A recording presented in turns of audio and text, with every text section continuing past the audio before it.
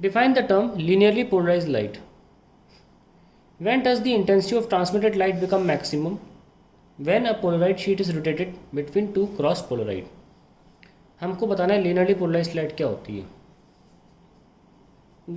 A light is an electromagnetic wave having electric field and magnetic field vectors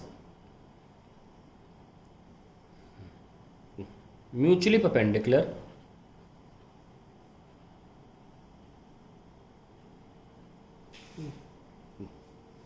oscillating in direction perpendicular to the propagation of light.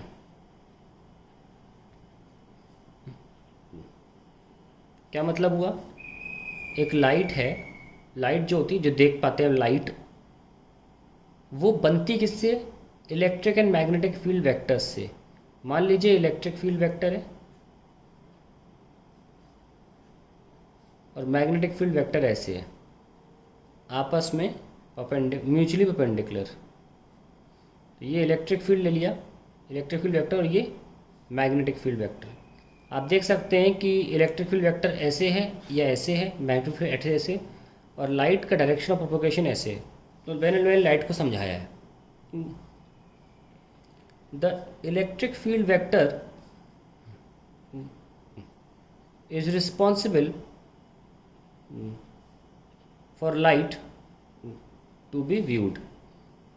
ये electric field component जो है light का, दो component है, electric and magnetic field, जिनसे light बनती है. उसमें से इलेक्ट्रिक फील्ड वो कंपोनेंट है जिसकी वजह से हम देख पाते हैं लाइट. ठीक है. It has vibrations in all directions.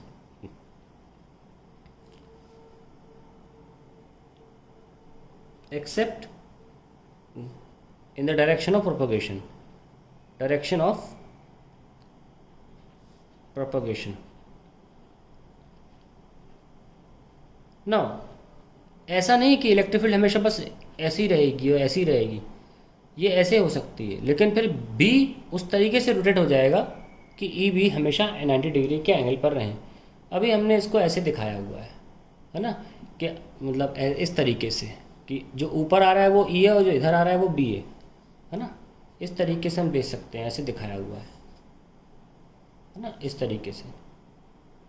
तो इलेक्ट्रिक फील्ड बस इस दिशा में नहीं हो सकती, बाकी इस पूरे रीजन में कहीं भी वाइब्रेशन हो सकती है इलेक्ट्रिक फील्ड की, और हमेशा उसके साथ जो बी है वो भी 90 डिग्री पे मेंटेन रखेगा खुद को. यही मैंने लिखा है कि electric field vector responsible for light to be viewed. It has vibrations in all directions except in the direction of propagation. ठीक है. When light falls on a polaroid or a polarizing material, the vibrations of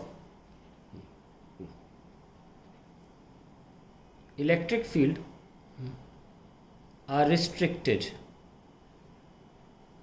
in a single plane. बाकी vibrations जो बहुत दिशाओं में थी वो सब हट जाती हैं, सिर्फ एक प्लेन में वाइब्रेशन रह जाती है, in a single plane. Such a light is called linearly polarised light. मैंने आपको एक्सप्लेन किया है, ये 2 मार्कर है, बस 2 लाइन लिखनी थी. आपको समझ में आ जाएगा तो आप 2 ही लाइन लिख के आओगे. अब देखो, इतने सारे डायरेक्शंस की जगह पर हम इतने सारे डायरेक्शंस को सिर्फ 2 डायरेक्शंस में कन्वर्ट कर लेते हैं. एक एरो ऐसा वाला जो पेज पर दिखाता है, और एक डॉट जो पेज के अंदर बाहर दिखाता है. ये सारी एक 360 डिग्री की डायरेक्शन में जो वाइब्रेशंस थी इलेक्ट्रिक फील्ड की, ये वाली, इन सब का जोड़ बस 2 डायरेक्शन बना दी, वेक्टोरियली ऐड करके 2 डायरेक्शन बना दी. तो जब ये पोलराइड पे गिरता है तो ये एक ऐसी लाइट है ये अनपोलराइज्ड है। तो जब ऐसी लाइट जाती है, देखो लाइट है अनपोलराइज्ड है, जब ये एक पोलराइड पे गिरती है तो सिर्फ वो वाइब्रेशंस पास होती हैं जो पोलराइड के पैरेलल हों, पोलराइड के एक्सिस, ये जो एक्सिस है इसके पैरेलल हो, बस। तो अब ये हो गई linearly polarised.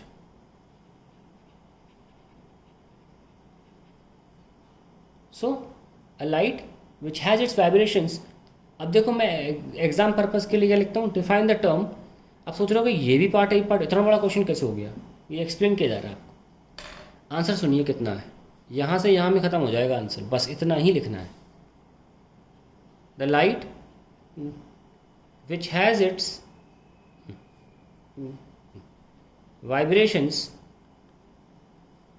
of electric field vector restricted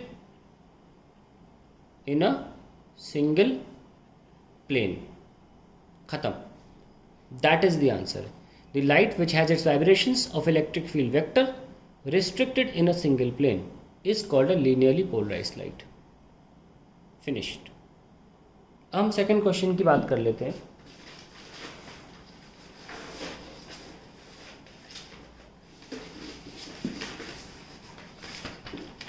Let's see. Second question. When does the intensity of transparent light become maximum? When a polaroid sheet is rotated between the cross polaroid. एक Polaroid ये P1 है और दूसरा Polaroid 90 degree पर है P2, तभी इनको बोलते हैं क्रॉस्ड पोलराइड। ये होती इंटेंसिटी I0, ये होती I0/2। हमको बताया कि पहले पोलराइड आधी इंटेंसिटी मार देता है, देख सकते हैं आप, आधी इंटेंसिटी मार दी। अब हमने एक तीसरा पोलराइड बीच में रख दिया, तीसरे पोलराइड की पहले पोलराइड से एंगल थीटा है। अब क्योंकि और कोई पोलराइड तो है नहीं, तो दूसरा से कितना होगा, 90 - थीटा ही तो होगा। तो ये I0/2 है, तो ये क्या होगा, I0/2 cos square angle between these two, that is theta. फिर यहाँ से क्या निकलेगा, I0/2 cos स्क्वायर थीटा, ये प्रीवियस वाला है यहाँ वाला, फिर cos times of cos square angle between P3 and P2, that is 90 - theta. तो ये क्या निकल के आए, I0/2 cos square theta and sine square theta. मैंने पहले भी सॉल्व किया हुआ है कि I0/8 साइन स्क्वायर 2 थीटा, ये रिड्यूस होके ऐसा हो जाता है। क्वेश्चन क्या बोला गया है, when does the intensity of transmitted light becomes maximum. When, देखिए मैक्सिमम तब हो सकते हैं जब ये हिस्सा 1 हो जाए, और तो कुछ नहीं कर सकते। I0/8 का तो कुछ नहीं उखाड़ सकते आप, वो तो कांस्टेंट हो गया। हाँ, साइन स्क्वायर 2 थीटा को मैक्सिमम से मैक्सिमम 1 बनाया जा सकता है, तो वही है व्हेन। तो आइए, फॉर मैक्सिमम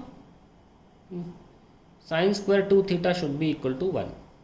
तो साइन 2 थीटा क्या हो जाएगा, 1। यहाँ प्लस माइनस का फ़ायदा नहीं है, ठीक है, तो प्लस माइनस मत लगाइए।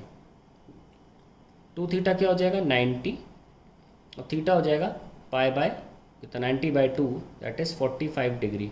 सो when the middle polaroid is bisecting the angle between the two polaroids. क्या है angle between the two polaroid, 90, bisect मतलब 45, ऐसे अंग्रेजी में बोलते हैं। अंग्रेजी में कैसे बोलते हैं, बोर्ड एग्जाम की भाषा में, when the third Polaroid bisects the angle between the first and second polaroid, तब हमको मैक्सिमम इंटेंसिटी मिलेगी। और वो मैक्सिमम इंटेंसिटी कितनी होती है, I0/8 के बराबर, ठीक है।